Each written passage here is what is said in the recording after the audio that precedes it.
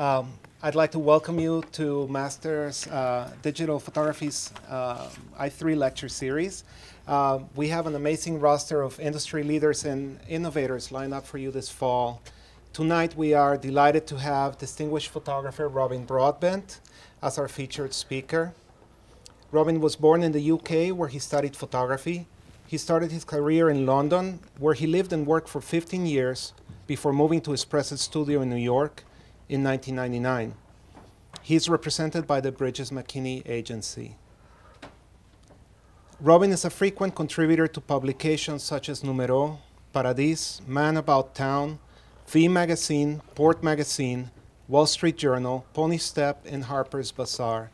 His clients include Balenciaga, Bottega Veneta, Clinique, Chanel, Narciso Rodriguez, and Rolex.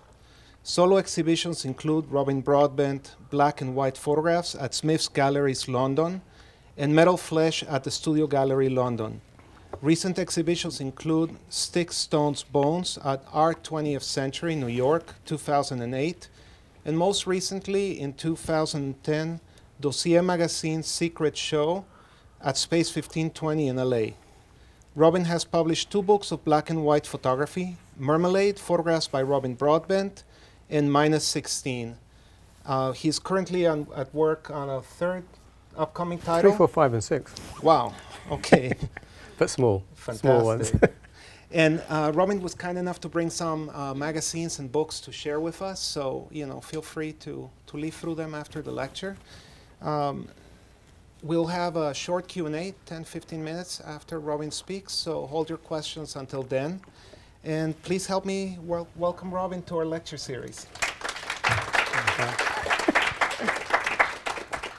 Thank you. So, I'm going to start by showing some pictures of my basically what I'm going to show you is my portfolio as it stands, because it's kind of what gets me jobs and gets me work. So it's a kind of good base to begin with, I think. And I have no idea how to use PowerPoint or any of those things, so you'll have to bear with me on all that technology stuff, but I'll work it out. I think I've got it. I think I've got it.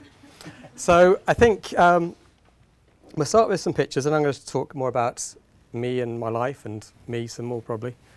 So should we start? And this is the lighting we're going with, this lighting? Yeah, okay. Yeah, for the sake of video. For the sake of video. Now the first picture is not anything in my portfolio, but it's in the beginning of my portfolio because that's how he did it, but it's not in my portfolio. So there's that guy, and we'll come back to him later. His name is Stephen Sasson. And then there's another guy called Jiro Ono, who we're going to talk about later as well. Now we'll start the portfolio. So let's go through them and show the pictures, and then we'll talk more, so at least you get a sense of what I do, or the kind of pictures I take. And this is going to be a mixture of editorial and a mixture of commercial work. I've never been very good at doing a portfolio that's very commercial. So I've been resistant all my life to that, and there'll be some pictures in here, but basically I try and make a portfolio that's a selection of images that make people want to work with me based on seeing images they like. I think so much now they want to see 15, 20 shots of everything, and it's kind of not what I can do. So I try and give them a sense of a flavour of me as a photographer. So we'll just go through those images and see where we get to. So it starts now, for real. I'm not going to say very much about the pictures. This is one I really quite enjoy doing, though. I did this recently, and it's a thumbprint. It's done for a cover of a magazine in London or in the UK. The white pearls there is like a $100,000 necklace from Aspreys. But it's nice to actually make and do something with the picture. It's kind of, I'm dwelling on this one because I actually enjoyed it. So much of the stuff you do nowadays is less photographic and less like it used to be. But it's kind of like you had to make stencils or make, huge. The thing in real life is probably about this big. And so it's all had to be designed and put together. It was kind of nice. Anyway, let's go on. These are real creatures.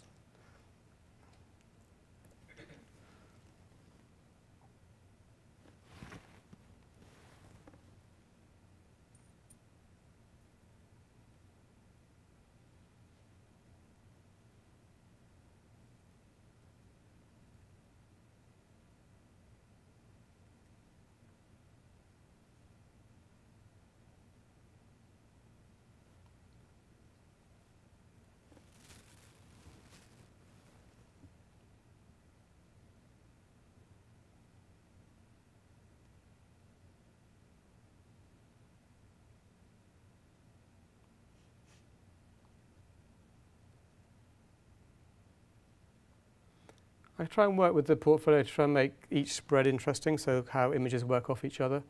So that's how they appear as spreads, basically 2 images, and then obviously some are full spreads.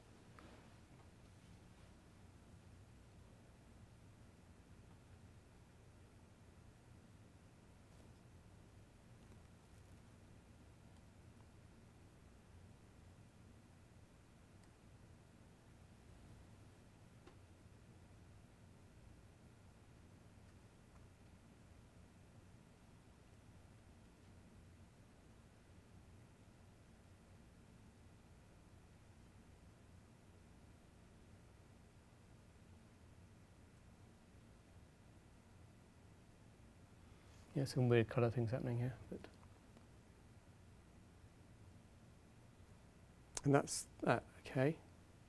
Just go back one. Well, it's gone now. So that's kind of what I do. And I thought I'd start by telling you how I began, what happened, and how I ended up being here in New York. I was meant to go to medical school, but sadly I didn't get there. So I studied my A-levels in the UK. I didn't get good grades. I didn't go to medical school. I then didn't know what else to do with my life, so I thought I'll try again to get to medical school. So I did my exams again to try and get better grades, which I did get, but they actually raised the level of the grades I had to get. So in the end, I didn't get to medical school then either. But in the meantime, I got a camera. And I started taking pictures, and my brother had access to a dark room, so I saw the whole thing, black and white, taking pictures, did a bit of printing. And then without any much thought about it, I thought, okay, maybe I'll go to art school and do photography. And I had no idea what I was doing. I didn't know what an art school was. I spent my whole time studying science and biology and maths and everything. So went for an interview on Thursday afternoon and started on Monday morning. Because basically the art school wasn't great and they had lots of vacancies and they would take anyone. And so I did that. And then I'd been a bit of an amateur photographer. I kind of knew there were things like Hasselblads and 35mm. I had no idea what a view camera was or anything like that, a 5.4. So I kind of wandered around the art school on my interview day and I saw these little things with sort of bellows and I thought, this is so antiquated. And I thought Hasselblad was the best camera that you could get because that's what the magazines all said. Anyway, I had no idea what I was doing. So I did my 3 years there. And I kind of knew after a while if I'd wanted to go to medicine, if I had worked out, I wanted to be a surgeon. So I knew I wanted to work with my hands. I knew I wanted to do sort of fiddly, intricate stuff. So still life seemed to be the answer in that respect. And so after a year or so, I kind of knew that's what I wanted. So I specialised in still life at college. I went to London on an internship. But it wasn't, it was like internship. And I ended up working with this really great guy who basically looked at my work and said, this is terrible. What he'd been doing at college. Go back and, but he was very constructive, incredibly constructive.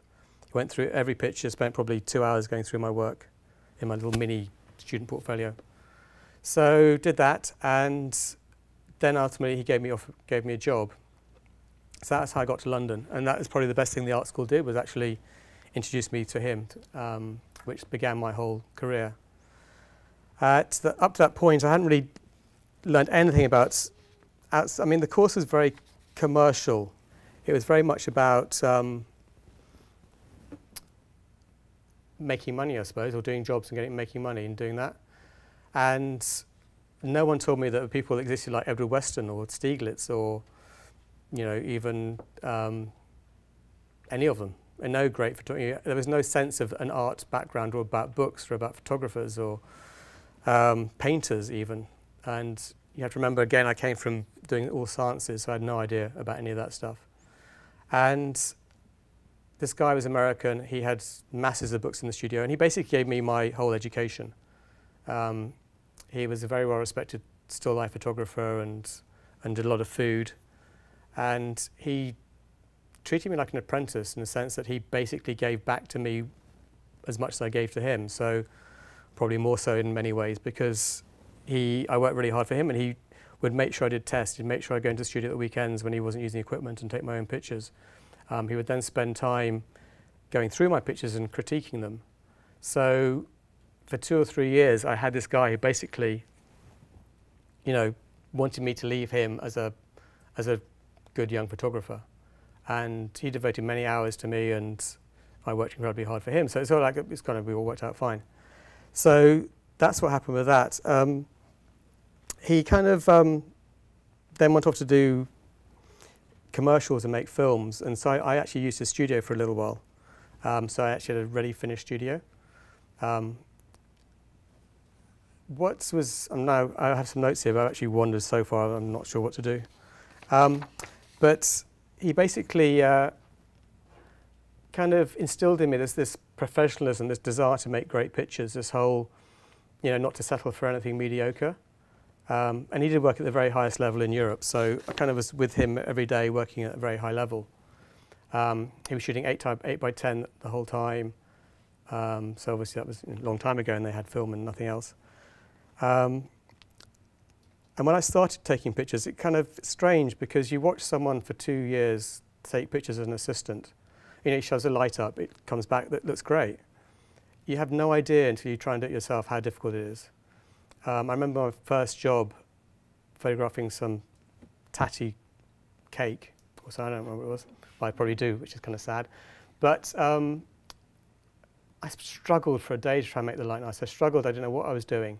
It's so strange that you watch someone doing their job, and when they actually understand the craft, it's so easy. It looks so easy.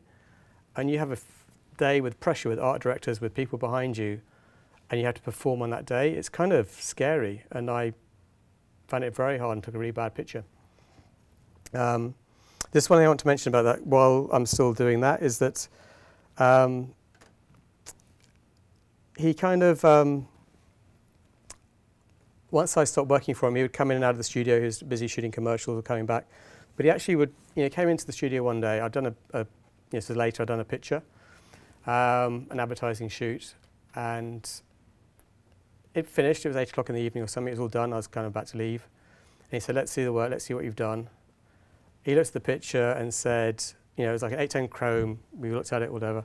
And he said, well, what do you think? I said, well, the art director's happy. Everyone seems happy. He said, but what do you think? I said, I don't know. It seems okay. And he said, well, it's not that great, is it? So he said, so what do you think you should do? I said, oh, I don't know. Go home. And he said, no, I want you to stay here. Oh, I didn't say, no, to be fair, he didn't do that. He said, well, I think it'd be a lot better than that. You know, what would you do if you could change it? I said, I think I'd do this and this. He said, okay, I think you should probably do that tonight. So in the morning, it can be handed into the art director and you have an option. So I was there till like 3 in the morning, fiddling around with that stuff. And luckily we had 24-hour labs and all those things though. He kind of said this as he walked out. We got on pretty well. He kind of said, well, you know, so what do I know? And walked out and left me pondering whether I stay or go or do I whatever I do. But it's kind of what I remember that moment on. It's true to everything you do as a photographer, is that every single picture you do can be better than what it is. And somehow you have to get to that point where I didn't have that vision then. I didn't have the vision to actually see that what I'd done could be so much improved. And that's something you learn. It's a way to see and a way to look at your images. And then I didn't have that. But over the years, I've learned that. And you have to be really objective. And you have to look at your work and not think, oh, great, it's come out. It's a decent exposure. You have to actually, well, digital, it doesn't matter anyway. But with film, it's a decent exposure. And somehow you have to learn that everything you do can be better. Never to settle for what you got, what comes easily. Because you have to craft, you have to work at it. And I think there's a danger, which we'll come to in a minute, about how the industry is changing and how digital is affecting everything we do today. But in a sense, then you had one shoot, you had 810 film, you had a few sheets of film, and you had to get it right. And somehow that took longer, and you had to work at it, and that gave you time to actually think about what you were doing. Nowadays, everything comes so quickly, you kind of have it and it's done, and that time to ponder and to think is vanished. So that's something that I want to say, is that lesson about, you know, everything you do can actually be much better than it is, and not to settle for anything that is mediocre, because everyone else is working. The whole business is so saturated now with so many photographers that you have to make sure that whatever you do is the best you can ever do. So that was that. And I'm going to show you a few things on my list of what I have to do next. And then I have another thing to show you on here, which is, it's called Early Images? Yeah. Okay. So I thought I'd share with you a few images that I really liked when I was evolving as a young photographer. You can press play on the side. Thank you. Where's, oh, okay, up there? Okay. This is probably one of my all-time favourite pictures. Marie Nage, 1928. I've always been drawn to imagery that goes beyond what it is. It's kind of, I like the abstraction. I like things to be real, but to be able to go beyond what it is. And I try and do that a little bit in my still life, is when I'm photographing a bottle or a group of objects, you can turn it, twist it, make something sculptural, make something beautiful out of it. But somehow this image has always been one of my favorites. I think the whole Bauhaus thing, the whole time of photography when Marie Nage and Rodchenko and Man Ray and all those people were doing their early work, they kind of took cameras and took it to a place where you hadn't taken it before. Everything was like so heavy and everything was like stuck on tripods. Everything was kind of, the British photographers at that, at the beginning of the 20th century or the end of the 19th century were like photographing pyramids and camels. Nothing, it's like going out and just taking picture postcards. There's no sense of trying to create an image that goes beyond what it sees. So I think this period with Marie Nage, particularly, and there's another one here, I think. It's just a picture of some boats, but it's a picture of some boats, but it goes way beyond a picture of some boats. The angle of view, the way you see it, the abstraction, the shapes, the repeating pattern. So he's kind of one of my heroes. Then this other guy is probably even bigger hero from the same sort of era. He's kind of the grandfather of the whole German school. He kind of was there, and then then the Beschers came next, and then after the Beschers came Struth, Ruth, whatever, the whole gang of them. But I think this is a great image. It's just abstract. It's got movement, shape, form. It's got everything. It's very, very pleasing to me. And that was done in the 1930s. He did a book with a German title, obviously, which I can't pronounce, which had a whole load of series of imagery that hadn't really ever been done before. It's after sort of Blossfeldt did his ferns and all that stuff, but he kind of took pictures that no one had ever really done before. And because of that, I think it's kind of special, and the image is great. This is the other one, which is kind of more still lifey. A picture of paintball, or he's probably his spotting stuff. Again, it's just a picture of a spotting, set. But it plays with you. You can play with your eyes. Play with it. It goes beyond being that. It becomes circles. It becomes shapes. It becomes lines. Something you can look at forever, I think. Then there's another guy who I kind of knew almost before these guys, who is a sort of big still life influence. Edward Weston. He was very much something that I was taught or learnt about with the books when I was assisting. Still life, two shells, but it's kind of rather beautiful. It goes beyond being just two shells. It's just a great image. And there was Weston, there was Strand, there was Stieglitz, say, photographing clouds back before this, or around this time. So there's a whole American school which we lacked in the UK, and especially in my art school. And this is the famous Peppers, which he shot loads of. But it's just an amazing thing. A great picture goes way beyond being a picture of pepper. It becomes shape, form, volume, texture, and it's all about the negative space, the positive space. So that's kind of, I like that. And then this guy is a painter, obviously. I only put his picture up because he's madly obsessed which I think all still life photographers should be, and probably all photographers to a certain degree. He spent his life photographing these, painting these things, then moving them a few inches and painting them again, and then painting them again when he moved them another. You know, just his life was obsessed with objects and moving them around. I can see, you know, it's almost a bit Penn-esque, or Penn was a little bit Morandi-like in terms of all his blocks and things like that. And there's one more here. But if you look at a book of his, if you go through his books, it's like hundreds of these hours and hours spent moving these things left and right. And that's really what still life's about for me. It's kind of, it's about the obsessive detail. It's about how you can move something and make it better, how you can, moving, you know, I spend time playing with cosmetics and how you put two tubes next to each other. And you've got all these options of a distance and how close and how far and where you put the next one behind it and how you play with all that. It's all kind of obsessive excitement, maybe. So they're kind of images that I kind of really liked or were aware of when I was beginning my sort of mid-assisting period. And from then on, I've grown to, I mean, there's so many photographers, there's so many people doing great work.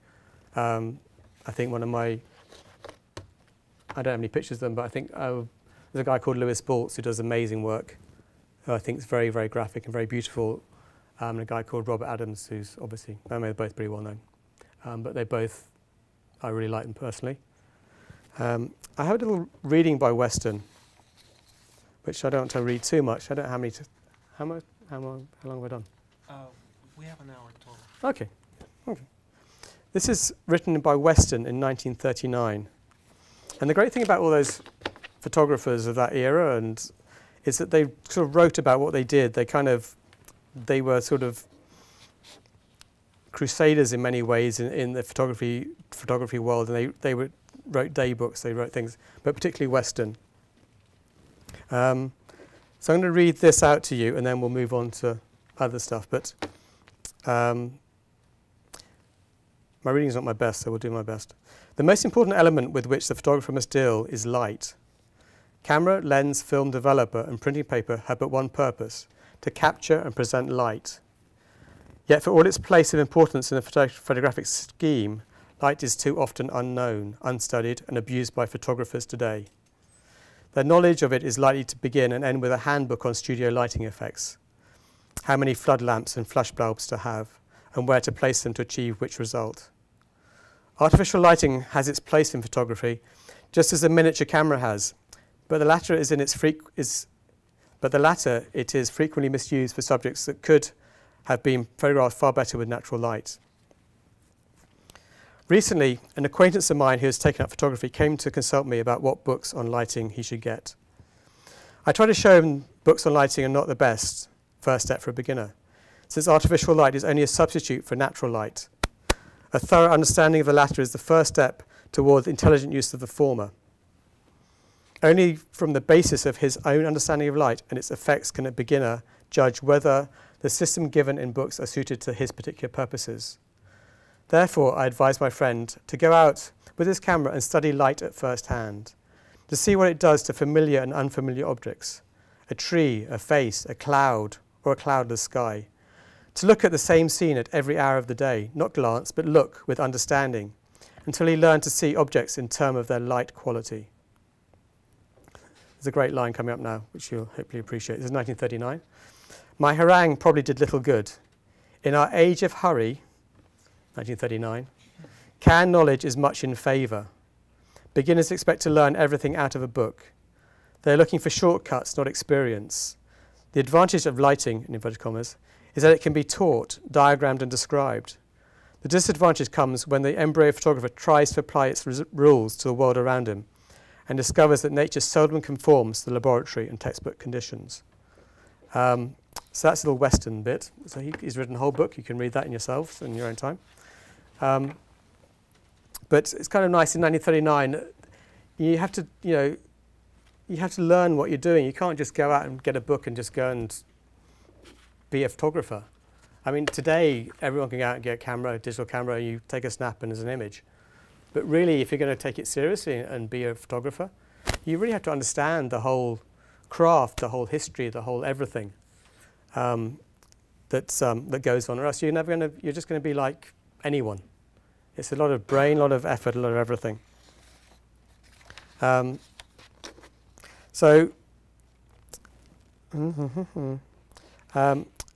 been asked a little bit to, well, someone's mentioned my aesthetic and how I take my own pictures.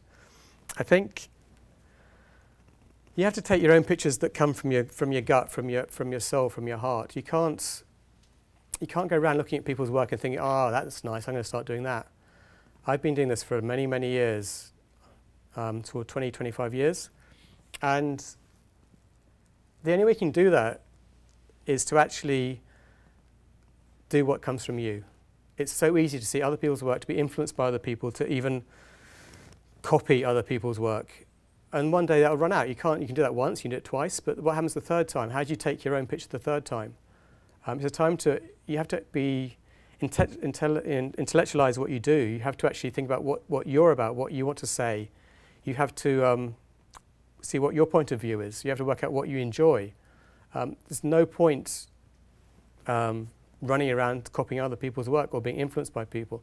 It's fine having a passion, having someone whose work you really, really love. But a lot of people I like are painters. A lot of people I like are photographers who do nothing like the work I do. It's so important to actually go out there and learn for yourself what you want to do. So that's something I want to say. And then, so with my aesthetic, it's very clean and very simple and very simple. But it's all about the volume, about the sculpting of the shape. It's about the negative space. It's about the positive space. It's not just about shoving something in a space. It really is about where you place it in that space. And if there's the white bit that goes around the image is actually important because that then creates tensions and does all those things. So everything you do has to, and the simpler it is, there's less distraction. So every single time you do a simple picture, you have to work harder and harder to take what is really very simple and very dull generally and try and make it look as good as possible. And so for 20 years I've been doing that, and it's still hard. I still feel I haven't really cracked it. I still feel I have to get better at it, because all the time that you are taking pictures and evolving, you actually acquire a more elaborate, a better way of seeing things, and a better way of seeing language. So where you see what you do now is different from what you do 20 years ago, because hopefully over that time you've learned to become better at seeing what you do. You've gone to more galleries, you've seen more paintings, you've seen other things, you've seen more architecture, you've seen how shapes have changed, and all those things kind of somehow distill into yourself. And from that, you can then come out and use that vision to actually evolve visually and work with your style and what comes from you. I don't really think about my style. I don't really think, oh, I'm going to do my style today, because it's just there. I don't question it. It's kind of something that's evolved. It's very different from a lot of people who go out there and do sort of art projects or do things for gallery. It's kind of, it's still life. It's kind of less exciting, glamorous world. But it kind of comes like a sort of a language that just comes from you. It's not. It has to be you that's doing the picture. It's not something that you're trying to pretend to copy someone else, or something you see something in a magazine and go, oh, that's great, I'm going to do that myself now. That's not being a photographer. That's just copying someone. There's certain things you see, you think, how could they do that picture? That's a famous photograph from someone, and yet someone's come along and just basically copied it and think no one's going to notice. It's so important that you actually do what's you. You can enjoy other people's photographs, you can look at things, but people come to me and want me to copy other people's work, and commercially. And they say, oh, can you do this, can you do that? And I say, no. If you want to shoot that, go and you find the photographer to do the job. That's what they do. I don't do that. Or if you want me to do it, let me do it in a way I would do it. But you have to have a sense of integrity. This whole business is so full of people trying to get a job, trying to get some money, trying to do anything. There's no sense of self-respect or integrity. And it's the same whether you do artwork. I don't know how you work for galleries and do all that stuff now and doing personal work for galleries, because everything's been done. You can't do anything without something being done before you, pretty much. If you're doing landscapes, it's all been shot. If you're doing whatever you're doing, portraits, it's all been done. So you have to really work even harder probably in that environment to try and find something that's special, that's going to be you, that's going to be what you're going to take forward with your career. So I'm going to show you some editorial stuff now. Maybe I won't do that now. A little while ago I had to write, there's this magazine in the UK that asked us to write 10 top tips, for want of a better expression, sounds a little tabloid, basically about how I got ahead in the business or what happened in the business. I'm going to read out my 10 top tips, which I'm not sure I agree with anymore. Anyway, yes, maybe I do. So number 1 is this is assuming you want to do studio work. This is what I do. This relates to me. If you want to work in galleries, do artwork, fine art, that's kind of a different world. But in my world, or anyone who wants to work in studio or a semi-commercial basic, environment, number 1 is assist a photographer you admire and respect. So many people, it's so important you work in an environment, ideally as an assistant at some stage, where the guy you work is fantastic, where the guy you work with, you're in awe of a little bit. Ariana. It's kind of important to be that, because you don't want to be there sitting in an environment thinking, oh God, another boring picture by this guy. Christ, I could do better than that. Oh, it's the same lighting, hasn't moved the light for 3 weeks, which some people don't do. I mean, some people do. So it's kind of really important. And if you want to do portraiture, you should work with a great portrait photographer. If you want to do landscape, work with a great landscape photographer. If you want to do fashion, work with a great fashion photographer. Whatever your field or whatever your desire to, or whichever area you want to work in, you have to work in that environment. You're going to learn so much more working with someone you respect, someone you like, whose photography you like. They may be horrible, but that's the way it is. But that was my first thing. Then it was never stop doing personal work. And I kind of fall into a trap there, because I do editorial work, which I kind of feel is more personal, because my personal work is very, very different from my commercial work. So, which I think it should be. I think what's personal to me should be nothing to do with my commercial work. I've done a couple of black and white books, which are over there, you can look at afterwards, which kind of are very, very different from what I do. But funnily enough, doing black and white and doing that work, I learnt more about commercial work than, everything's tied in together. You kind of learn so much by doing everything, how you see things. And this is kind of one that's kind of important, this one. A career is a whole lifetime.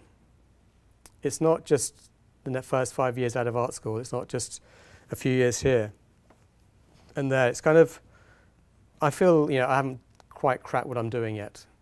And I think it'd be a lot better. I can still do better and better pictures.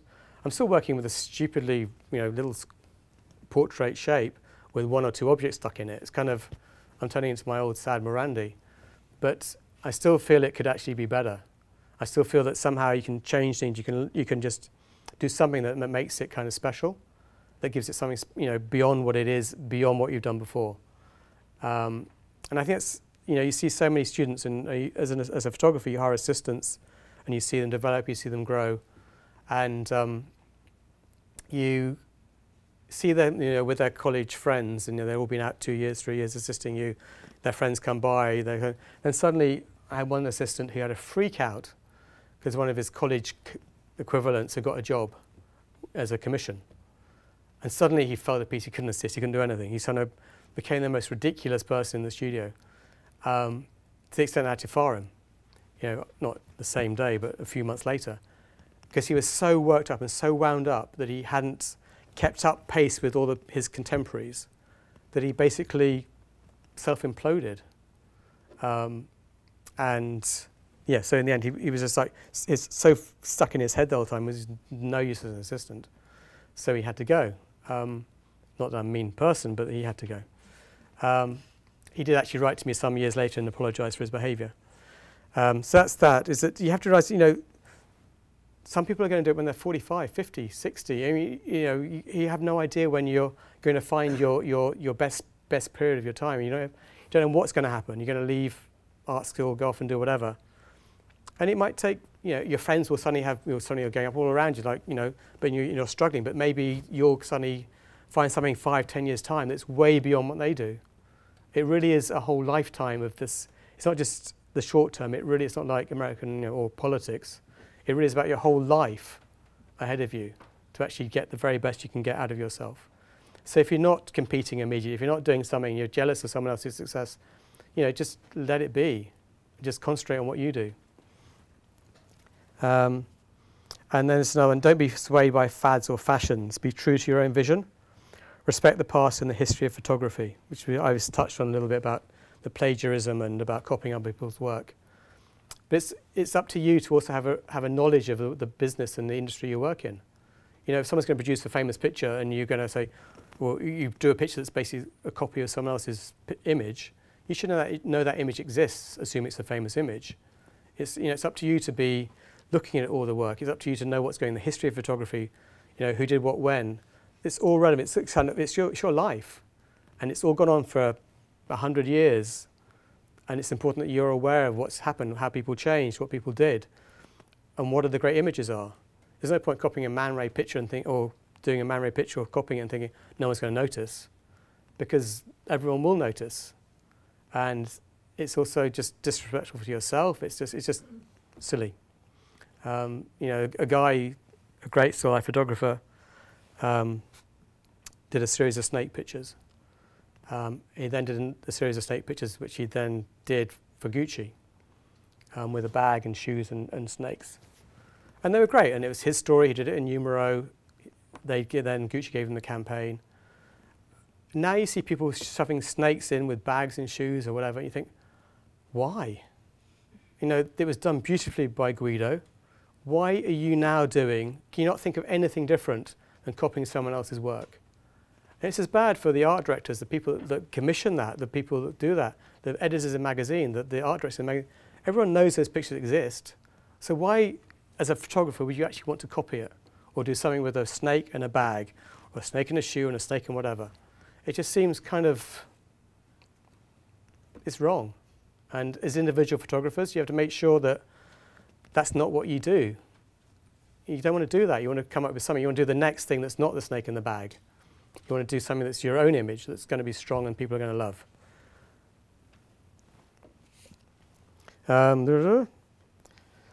Okay, with still life, again, I think it's really important to, it's about the weight, the touch, the feel. I work really hard with my lighting. I kind of work with tungsten lights or hot lights. So I think that you have more control over the subtleties of how light works. And you can see what you're doing, and you can harden it, soften it. It's a much more pliable light. And I think a slightly better light photographically as well. It's something about flash kind of hits things. I think tungsten or hot lights somehow caress in a different way.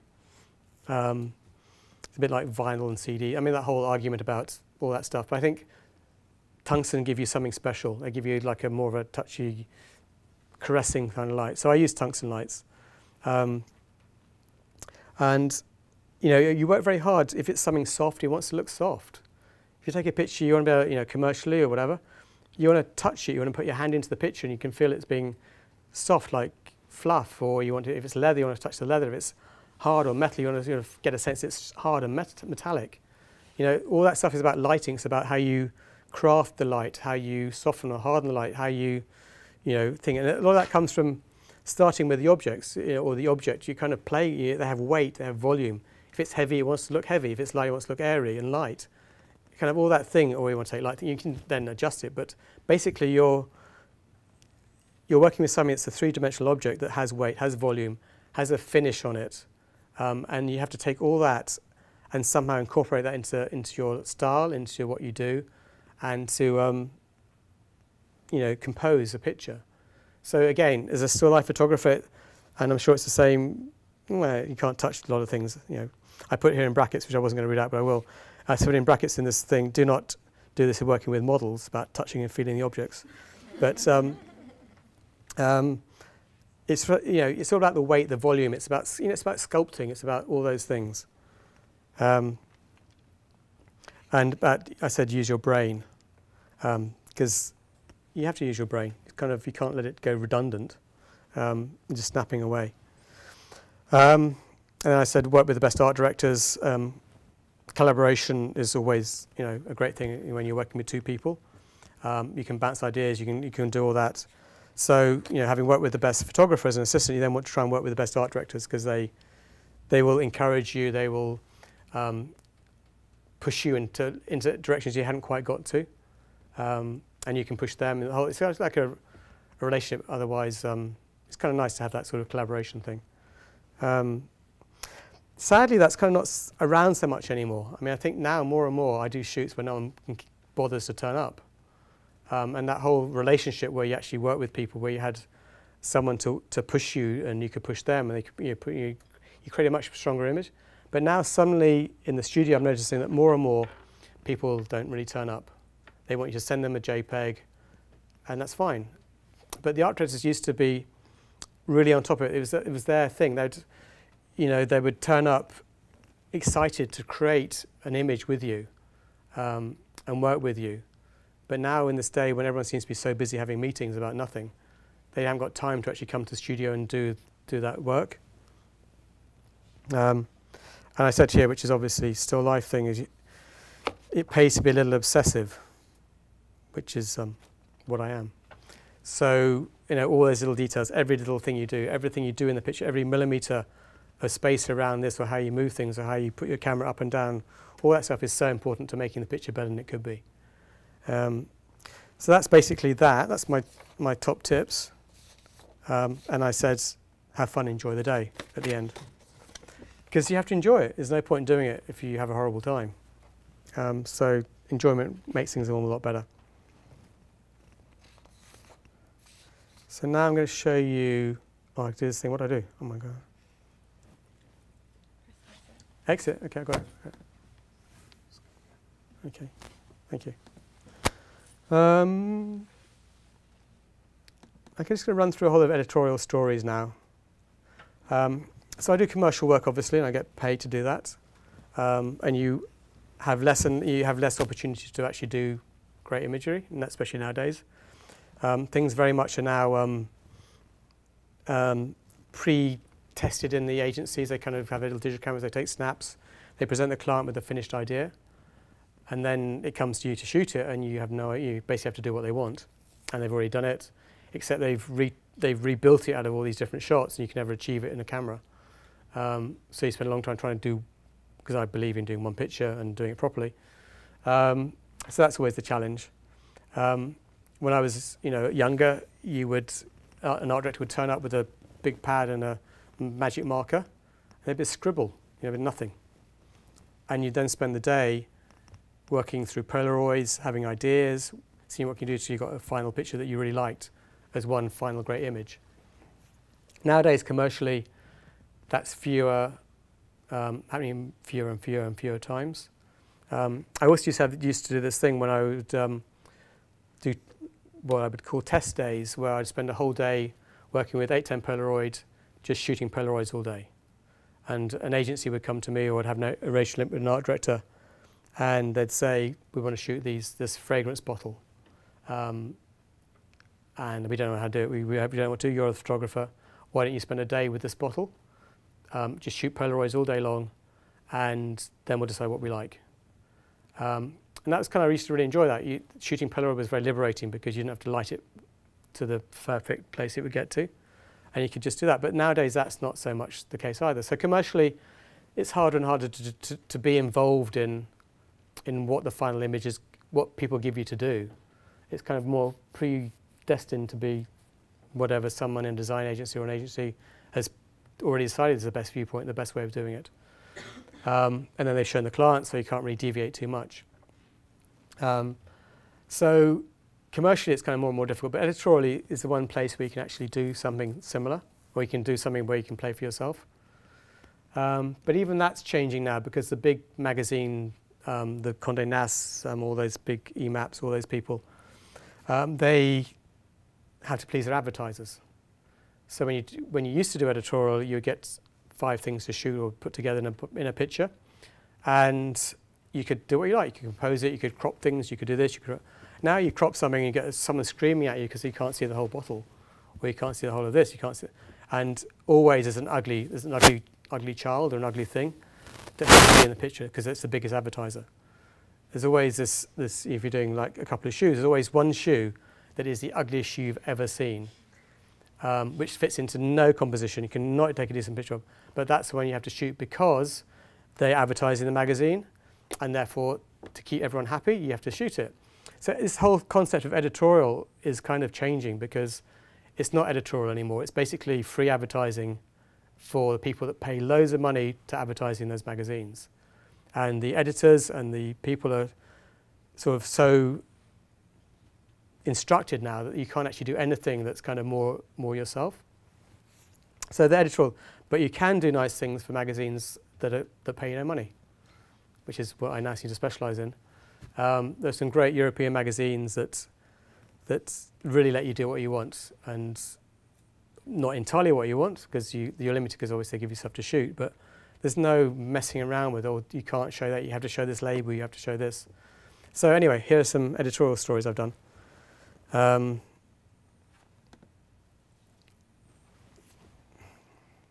So we'll just go through them. So this is for it's a magazine called Port that's kind of fairly new in the UK. And like a lot of the stuff I do for these magazines, we discuss what I might want to shoot. So they phone me, they say, we have to do this story, we're thinking this, maybe it's a food issue, can we do some food stuff, whatever. And then we talk about what we might want to shoot. They send me images of the things that they can get, that they might want to show. And then they send me the stuff and I take pictures, and there's no one there. I basically take pictures and do what I want to pretty large degree. So anyway, this is one story for that. It was black and white. It's printed. It's over there actually in one of the magazines you can look at later. It's like really beautifully printed on matte paper. And I think with magazines, editorial, it's about turning pages. It's about putting things next to each other. It's about, with all books and with all magazines, I love to turn the page and see something different. So editorially, it's about what you put with what image on the spread, and then how you turn the page and what comes next. So that's.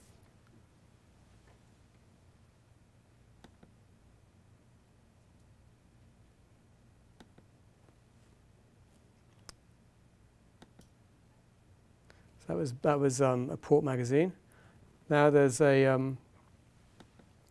a Man About Town. It's one of my favourite things I think I did. It's another British magazine that came out a while ago. This is like their second issue. They just sent me a whole lot of stuff, and I kind of like abstracting things and making patterns, whatever. Not horrible cliche patterns, but sort of try and make something abstract and interesting at the same time. So they kind of indulged me in this because, the picture on the left was an Alessi plate, and the picture on the right is some sort of glass. So I kind of did the story, and it was nicely laid out in the magazine. It was kind of a nice thing.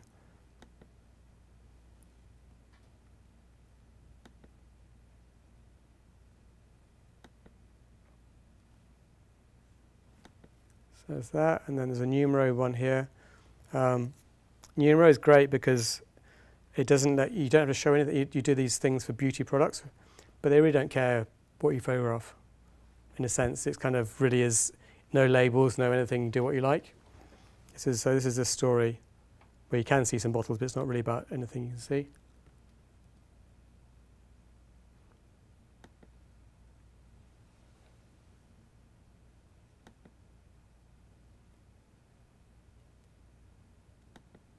There's that, and there's another Port magazine here. This is kind of less my favourite thing, but it kind of shows you what I did for one of their other issues. Again, it's like playing with the negative space and all that stuff I've been talking about. How it works as a spread. It's all kind of what I played with, although these actually aren't in the right order. Anyway, then this is another numero. This is done for mascara, just to show how little they want to see. It's basically, I did just a whole load of spreads of just brushes where you can see nothing.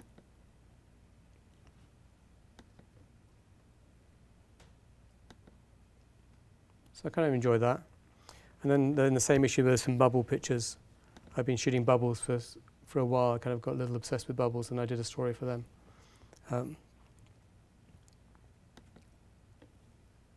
That's what was in the magazine anyways, those spreads. Then there's another one here. These are just mascara, just compacts.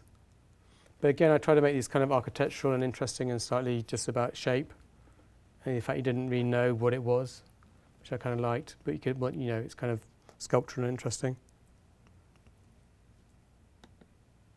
I kind of skipped over one. Sorry.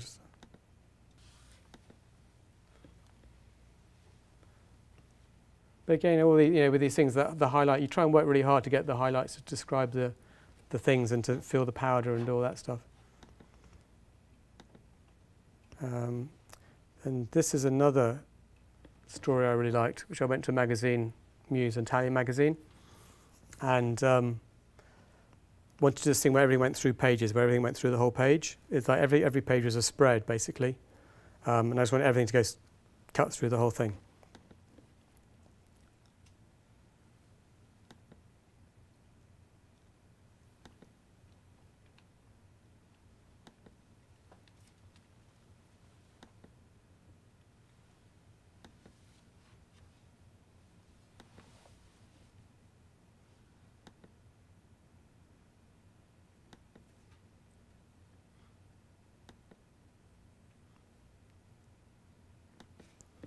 Okay, and this is another one. Just goes quickly. This is another French magazine called Parody. I spent many months playing these cars with much help. But anyway, I spent longer trying to buy them all off eBay.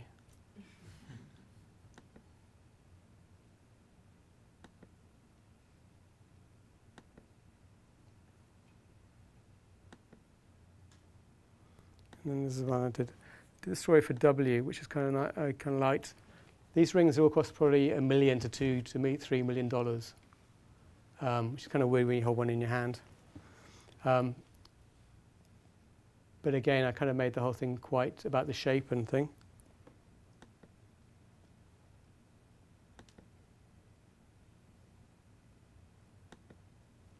And this is I did another book where I was asked to study a chair, some furniture by Maria Piguet, this French furniture designer.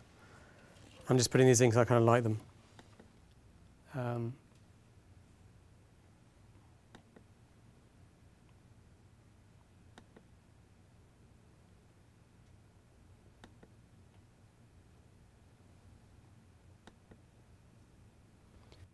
So I kind of enjoy taking something and exploring it and moving it around and trying to find different things within it and trying how they relate to each other.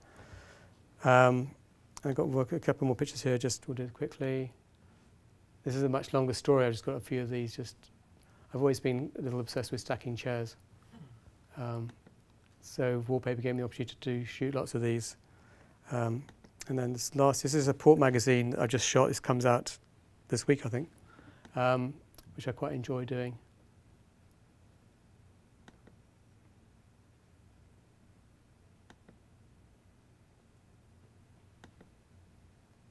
I mean, things like the sunglasses on the right, I have no idea what they are. I mean, I do because I took a picture, but what's nice is they didn't insist on seeing a brand or seeing the glasses or seeing something that sold it. It's just an image, which I kind of liked. And then I'll just finish with this. This is the thing I did for Wall Street Journal, which is a little different, but I kind of enjoyed it. It's basically, a lot of these things are very sort of architectural or sculptural pieces of furniture with fashion accessories.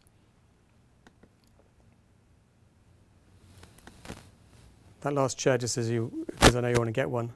This thing on the right is a chair, dining chair, this big lump of plexi. And it's something like $50,000 or something even more maybe. So it's got a few feathers stuck in it, which probably makes it very expensive. But you may want to, if you had to buy 10 of those for your dining table, I don't know. Anyway. Skip on from them. Okay, that's my editorial thing.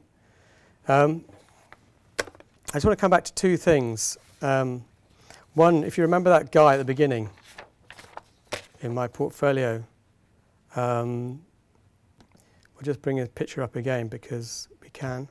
This guy. He is Steven Sasson. And you can see there, he's a guy who invented digital photography. I spent many hours in the studio cursing him because, for lots of reasons, and obviously I don't want to be disrespectful to the guy because he was honoured by Obama recently, apparently. I read in the Wikipedia. Something that you have to all be aware of, because this is not something that you've grown up with. It's not something, well, this is what you've grown up with. But what he's done, well, obviously it's not his fault entirely. I don't want to be too mean. But he's created this way of taking photographs that removes a lot of thought, a lot of thinking, and a lot of pondering. And when I shoot in the studio with still life, with close-up, nothing's ever in focus. You get like such a narrow band of focus. You have to shoot like 4 or 5 different plates every time you do a still life. If you have like 4 or 5 cosmetic things stuck together, it's like 4 focuses. So every time you do anything, you have to shoot it, or everything you shoot, if you shoot a variation or whatever, you have to shoot everything again 4 times. And then some retoucher person has to put it all together so it's all in focus. If you were shooting 8:10, you get it all in focus in one go, you just go home. It's kind of frustrating as a photographer for me. I shot a ring, a big close-up of a ring. It's 10 different focuses just to get all the things in focus all the way down. I mean, he probably wasn't aware of that when he did that. But there's a whole thing that digital is so great, but it's actually, it's nice to be able to hand it, or used to enjoy handing in at the end of the day, a sheet of film with the whole image on. Now you just shoot bits. And it's like you go home and you've done nothing. There's no soul satisfaction. There's nothing that's fed you. There's nothing that's done it. You just shot all these bits that are on a computer or a hard drive. There's something I find very unfulfilling about going home having shot bits. So the studio thing is something that's going to be not relevant to people outside shooting pictures or whatever. But if you're doing close-up studio work, it's a curse. So I actually cursed one day myself and said, who the hell invented digital photography?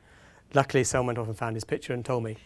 I haven't found out where he lives yet, but I'm going to search him out. But it's really important that you people who are in this era now listen to some old people like me, because photography is a craft. It's an art you have to craft. You have to work really hard at it. It's not something that you can just take a snap and you have an image on your digital camera and you go home. Or you can tweak the contrast later, or you can do all those things. It's about, it's kind of, you need to understand that to take great pictures, you need to use your brain. You need to really think about what you're doing. And digital comes up too fast. It happens too quickly. You take a picture, you look at it, or you look on the screen, and then suddenly it's there. It seems to somehow have removed the time taken to think about what you're doing. If you were shooting film and you're walking around taking architectural pictures in New York or whatever, you would think about, you'd line your camera, you'd see something, I think, that's great, I really like those shapes. You'd think about what you're doing, you'd take 1 or 2 snaps. Pictures, photographs, whatever. And then you would move on to the next thing. Now you just snap, snap, snap, snap, snap, snap, snap, snap, snap, with no sense of integrity or choosing what you really want to take a picture of. You just can snap whatever you like and not think about what you're doing. So I'm sure I could go on for him about digital for ages, which I know is a digital lecture, which you told me about. But anyway, I'm sure it's not the problem of digital, it's the problem of how it's making people work. That's the difference. I mean, it's fine. I have a Sinar back which does 4 passes. It produces a pretty nice image. It's not as good as an 810 sheet of film yet, but it's a pretty fine image. But what it's allowed to happen is it's allowed art directors and agencies to dictate you shoot thousands of pictures much too quickly, and you don't ever get a chance to actually think about what you're doing. It's kind of, once you set off on that route of the first focus is done, you're locked into nothing moving for the next 4 focuses. So that's it, and then you have to go on to the next picture. There's something about, everything you do now is for you people. It's fine. It's quick. You can capture something quickly. It's cheap. You don't have to process film. It's great as a student. You don't. It's all much more cost effective. And the thing is, the medium is fine. It's just what's happened within the photographic business about how it makes people work. You know, in fashion things, everyone's shooting, looking, shooting, looking, shooting, looking. You know, before you looked, you really looked at what you were doing. I have friends who shoot fashion or portraiture who turn off the monitor and they shoot without seeing what they're doing. And then they maybe look in to make sure they have what they want. But it's this whole shoot, look, shoot, look. It's not how to be a photographer. You should look and look and look and look until you see what you want, not keep referring back to something else. And there's no sense of surprise. There's nothing better than getting, you know, you shoot 35mm 2¼ contact sheets come back. That's fantastic. You know, you get to see something exciting. You didn't know what you captured. It's a whole excitement. It's a whole something. It's something that feeds you, I think. So I'm not going to rant too much about him, but he is the guy that started it all. And it's not that it's not that it's bad.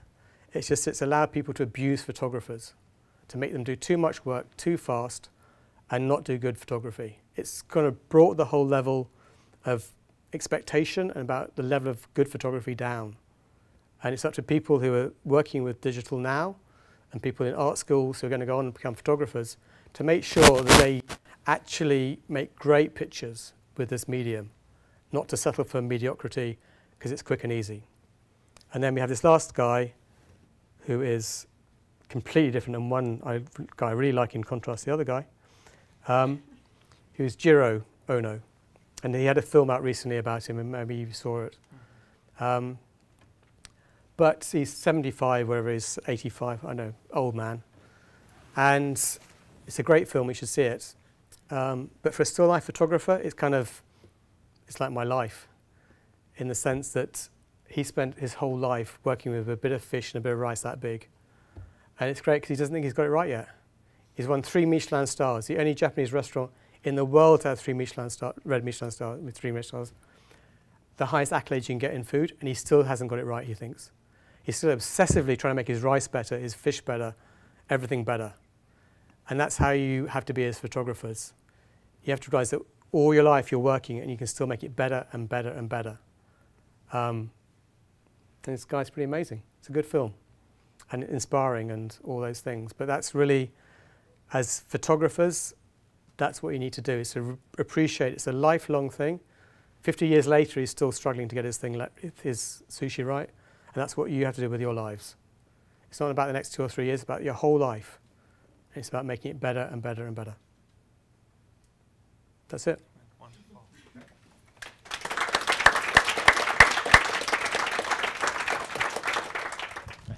Small question with regards to the first photograph, which was the thumbprint with pearls. Yeah. So the whole production, as in, I'm sure a model making house would have been involved in. No, I did it all. I worked with a stylist, but we did it ourselves. Wow. Okay. Yeah. I kind of like to get my hands. I like to touch and feel. I mean, we talked about touching and feeling things. We made huge. We got a thumbprint. We magnified it up so it was huge. We laid it underneath a sheet of glass. We then obsessively stuck all these pearls onto the thing. Yeah. Got it under a camera, and then readjusted the lines to make sure it looked nice photographically. Then shoved in the Asprey. Wow. So that was kind of nice. Respect for you. Because something like that nowadays would have been digital. You know, you could do it digitally, you can shovel, you can rebuild it, but it was actually done for real, which I really enjoyed. Oh, okay. Yeah, great. Thanks. The intricate jewelry or rings that you've done, the ring part itself was totally black to me. Did you use lighting from underneath? Yeah, I to decided get that? that that's kind of, I didn't think the metal had any relevance. I mean, obviously it's a gold or silver ring, but I wanted to make an interesting image. And the image was much more interesting when that was silhouetted and you saw the claws and all that stuff in the picture, and the stone. So basically I was lighting the stone. And for me, it was important about keeping the actual metal as black as possible. It's also much easier as well.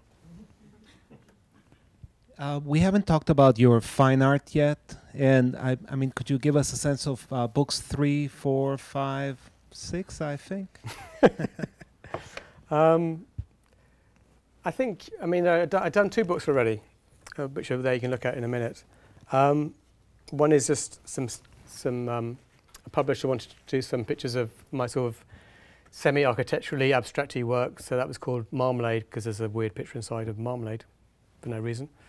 And then there's another book called -16, and that's kind of where it's a study. It was a frozen loch in Scotland, or a lake in Scotland. It happened overnight up near where in fact, in the back of the book, you can see my mum and dad's house. It happened overnight, and it froze very, very dramatically from like 0 to -16, which is why it's called -16. And a lot of the ice froze clear. A lot of the water froze with clear ice. So you got a lot of black. And there's no trickery. It's just basically it's a lot of black because it's clear, and you're looking down to the bottom of the loch, and it captures things within the surface or on the surface. But very much that book is a study of one thing. It's about, you turn pages and it's all very abstract, which is kind of what I like, and it's a study. And these next books will continue my obsessive study of something.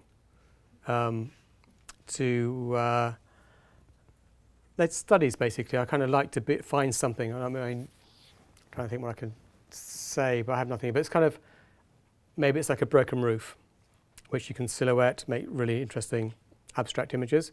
And so I'll take a lot of pictures of that roof. And it's about putting all those together and things. So basically, it's about studying. It's about obsessive studies. So you mentioned that with the older 8x10s, you could get things more in focus rather than with the newer cameras. I suppose this is because the 8x10s are like view cameras where you can shift the shift and tilt. The camera I use now still has shift and tilt on it. But then, why would an 8x10? I have no idea. Ask that guy, not the sushi guy. Oh, okay. Yeah. I believe it's like someone tried to explain it to me once. Everyone I know who shoots still life in the studio has no idea what's going on, because in theory, the smaller the format, the less the magnification, the bigger the depth of field. Yes. Which is the law of physics and optics. Yes. But digital, it's completely the opposite. I don't know why it is. Someone tried to say that once it was like a keyboard of a typewriter. When it's when it's right sharp on the keys, it's really sharp. But if it's not on the keys, it goes flying down into thousands of feet below. So only on one plane ever does it become sharp. Okay. There's nothing above or below. It's that one plane. So you have to go racking through the subject to get everything sharp. it doesn't make any sense. Logically, magnification means it should be more depth of field. Yeah, that's why these point and shoots have enormous depth of field compared to 120 or 8x10, right? But yeah, okay, yeah. It's a mystery. If you can tell me, I'll be great. Yes, I would be making millions if I knew. I'm not sure we'll be making millions, but it'd certainly make me happy. Just about these calculations in focus, does the back do it for you, or do you have to go in there? You have to do it. You have to go in. Yeah. The hours wasted taking pictures is unbelievable. Basically, I shoot with a mini 4.5 camera. Yeah. It's a mini 4.5, P3 or whatever it's called. You can do all the shifts and tilts, you can do all that stuff. Of course, if you tilt it, you have to then readjust the light because digitally it goes all over the place in color-wise. But I have this loop, a big loop that goes on the back of the camera. The hours I spend tweaking this little knob by probably 1/4 of a millimeter until it's actually sharp is a waste. I mean, I've aged years trying to get things in focus. But if it's not quite on that bit, it's nothing. You have to refocus it. So you have to tweak it, check the image, blow it up, not sharp, go back, tweak it. I mean, it's just ridiculous. Well, just speaking to that, like, because your process has changed so much, and I think process really informs our work. How have you been pushing through it? Like, it seems like a matter of frustration for you, but yeah. But what do you hold on to in your head that helps you through that? Because I felt that from you. Yeah, with the digital camera thing, and I'm just wondering, like how you persevere. So much of your process changing. It's kind of funny. I had a sleepless night a while ago, where I suddenly woke up at 3 in the morning and thought, "Oh my goodness, I'm never going to put a dark side in a camera again," which freaked me out.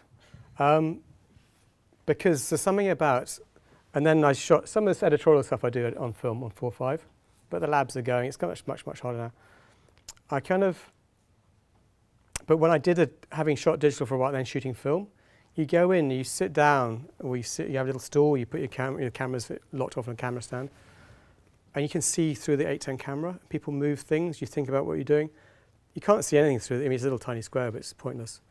But the day is a joy. It's something about it. And I don't know how I do it. It's my living, in a sense. Obviously, I need to take pictures. And it's great when you do editorial, because the pictures at least are nice. It's harder and harder when you're... I'm a bit like the guy in The Artist, the movie, the film.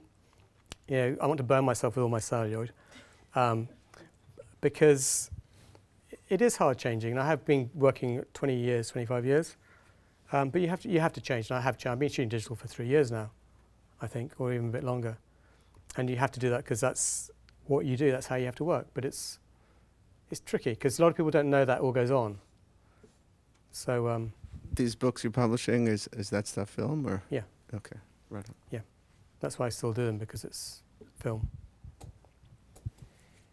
If you had the possibility, would you go back in time? Would you prefer to, let's say, be in I'm going to lose the all my... 80s Everyone's going to watch or- this and I get no more work at all now, because I moan so much. I think if you can go back in time and people still respect what you do, the difficulty now is you don't get the option to shoot at the rate you used to shoot. The respect has gone for the photographer, so you wouldn't get the time to shoot. I think what's happened is that the recession came and digital came bigger and bigger, and they came at the same time. And it really did allow agencies and people to kind of get away with making photographers shoot way more pictures per day to a lower standard for way less money. So, and then no one was working, so everyone kind of buckled and said, oh, yeah, I'll do that. And there's all these like hungry mouths to feed. So I think what would happen now would have happened in 3 or 4 years if the recession hadn't come along. So I think people would have still paid more money to have better pictures. But now I think people want to pay less money, and therefore that's, they care less about the quality, more about the quantity. And yet, I imagine your eye never goes away, and people will still hire you for your vision and appreciate that. I think that's true. That's true, but it's not. It's different. It's funny. I think there's a getting into like an area of tricky area because the industry has changed so much. But I really think people are happier to have a cheap image than a good one. I mean, not everyone, obviously not everyone, but a lot of people.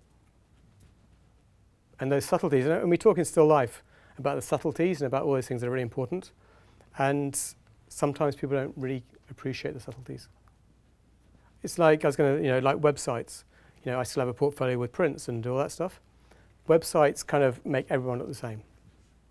So if you're looking at still life pictures, you go through website after website after website, they're all the same. You can't tell the bad photographer versus a good photographer. Once it's backlit on a computer screen, all being retouched to hell, they're all kind of the same. And if you're a client now, you can't, it's a whole, which is why you have to become better and even better to make sure you stand alone, I think. Last question. I know you spoke about the importance of the thinking process, and I wanted to know your opinion on possibly like sketching your ideas prior to the actual. Did you miss my sketching story earlier? Sorry? Did you miss my sketching story earlier? I did. I'm so sorry. I was leaving work and I must have missed that. But No, if you don't mind just recapping quickly. When I was asked about art school, and one of the problems I had was I couldn't draw. So, yeah, sketching is great. I can't, and I haven't mastered drawing yet, or sketching. But I think a lot. I add to that. Yeah. I don't have, well, you can hear me. I just wanted to point out that the time in my life where I understood lighting the most was when I was doing a lot of sketching in still life and actual people, doing all of that in my undergrad as well as the photography, and I did start with film. I felt that I had a much greater sense of what I was doing. And I do feel like I've kind of lost that, not entirely, but just a little bit with this digital. So yeah, I just wanted to know what your background join my gang. Do you want to join my gang?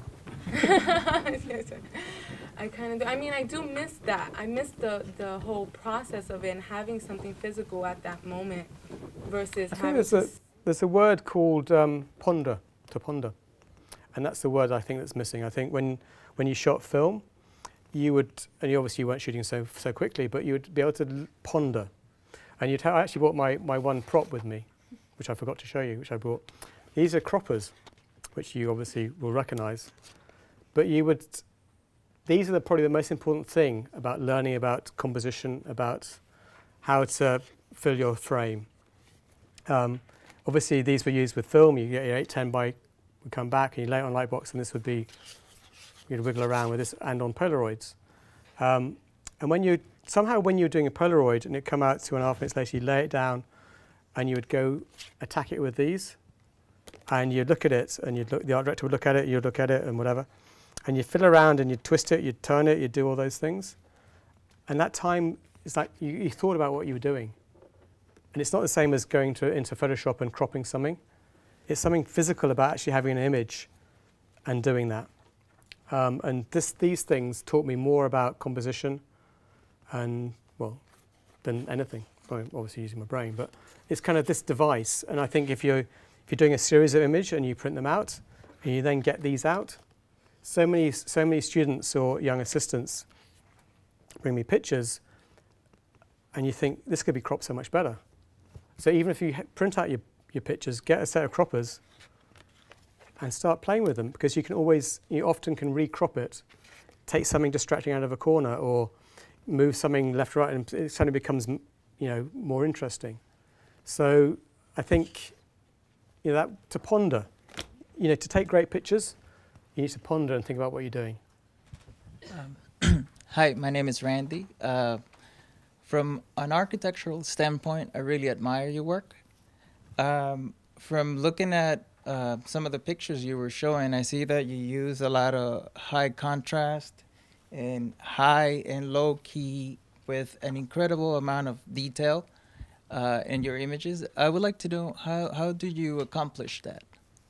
You get the exposure right and use the right light. I mean, it's just really, as I said before, it's about understanding light. It's about years of experience and how you light. I mean, it's what you light through, how hard the softer light is. All those things are relevant in what you're doing. Often, very quick. I mean, if you're shooting a bottle of water, the background's some way over here. Whatever. So the background's going to be lit by a separate light. So illuminate and make your background white or whatever you want to do with it, or grey or whatever. And then you light the bottle separately. So you're kind of lighting it, and then you can just concentrate on lighting this without any interference from the background. Obviously, you get light coming through the bottle because it's supposed to be translucent. But it's really a question of controlling the quality of this light, how much fill if you have fill, don't have fill, where you put your light. All those things. It's like when I was saying that when I watched the guy I worked with assisted lighting, he'd take a tungsten light, shove it up, tweak it a bit, and the picture would come back. It'd be 810, it'd be beautiful, sumptuous, nice shape, volume, everything, sculptural. You get your own light and start thinking about what you're doing, and you don't know what you're doing. It's really a question of getting something you want to light and working with the lighting. And I think that I think tungsten is a better light source than flash, than from hot lights and from strobe. But it really is it's a question of working with that stuff. And some people light through trace, some people light through different screens, different scrims. All those things will control the quality of light that comes out. And if you whack like a spotlight straight into a bit of metal, it's going to fragment and fall to pieces. If you light through something or a piece of trace or whatever, you can then create your own nice highlight shape in the lid. You can then control the quality of the light and get what you want. It really is just a question of shoving your object down, removing the background generally from behind it, But you know, if it's a perfume bottle, you have to bring it a certain amount of close because it's going to affect coming through a bottle. But it's all that. It's all practice. It's all about looking at imagery, seeing how big a highlight is. If you look at if you're interested in still life and you see a fragrance bottle, look at the highlight. Where you used to be able to look at the highlights in the lid because you'd see how it was lit. Nowadays, who knows what's happened? Those lids been shot separately. They've shoved in highlights here, there, and everywhere. But if you look at an older picture, you can see. You know, look at the shadows. See where the shadows form. If you look at Pen used to use a really hard light, so you always got really strong shadows and very much harder light than I would use. But that's how he lit things. So you get like strong shadows and kind of bright illuminated objects. If you look, I mean, just the guy, you just have to look at all the pictures you like. Look at pictures you like. Look at still life pictures that were lit, or even on websites or wherever you want to see them. See where the shadows fall. See where the highlights come. How big the highlight is. All that stuff is indication of how it was lit. And you can learn from that to see how big the source of light is. Obviously, the harder you make it, the more dramatic it is, or you can make it softer. You have all those choices. You have, as I was going to say, which I didn't say, with still life, you start with nothing, and then you have to create everything yourself. The mood, the angle of view, the lens, the quality of light. You're creating the image from nothing, which means it's kind of scary, but you have every possibility to do whatever you want. Endless possibilities, I guess. Endless possibilities. So, do you use one source of light or two sources of light in order to create those high and low key? Well, it's one. It has to be one. There's only, everyone says there's one sun. Okay. So you have to have a main light. But what I've learned myself is if you're shooting metallic things, if you're shooting a cup of coffee, well, it's actually tea. But anyway, if you're shooting this, you can light with one light, you position it to give volume and shape. You go up or down depending on whatever. Whether you want shadow under the lid or don't want shadow under the lid. And then maybe you bring a fill, a bit of card, and you fill in this here, depending on how much filling you take it far away, whatever. If I was shooting this in metallic, and you had like a metal lid or metal thing, a fill doesn't really work because it doesn't make metal nice. You get nice highlights and nice things happening down here. A fill doesn't make metal nice, is it? No, it does not. Like fill, a bit of card, white paper, whatever. Got it. The fill will just be flat, and so it doesn't make metal sparkle or metal come to life. So I've learnt that to make a metallic object or a fragrance bottle or something, you tend to use another light, much more reduced in power, that kicks in here, but will have like a fall off or a shape. You can spot the light a little bit, and so you get a bit of movement in the light, which makes it look metallic. You can't do that with this fill if you were shooting metal with a plastic paper cup, fine, or something that's not metallic. You can do that, but it's all about if you're interested in still life, look at photography, look at the ads, look at the things in the magazines, look at editorial, see where shadows go, see how much shadow there is, see where they put the light. You can learn a huge amount by studying all that stuff. Thank you so much, Robin, for sharing your very inspiring work and also for a very sobering, hard look at the industry. And they're both equally important, I think, to be inspired and also to recognize it's what's also your moment. not somber because they have the opportunity to actually do something fantastic. They can take what they have and be better than ever. Right. Thank you very much, everybody, and cheers to this.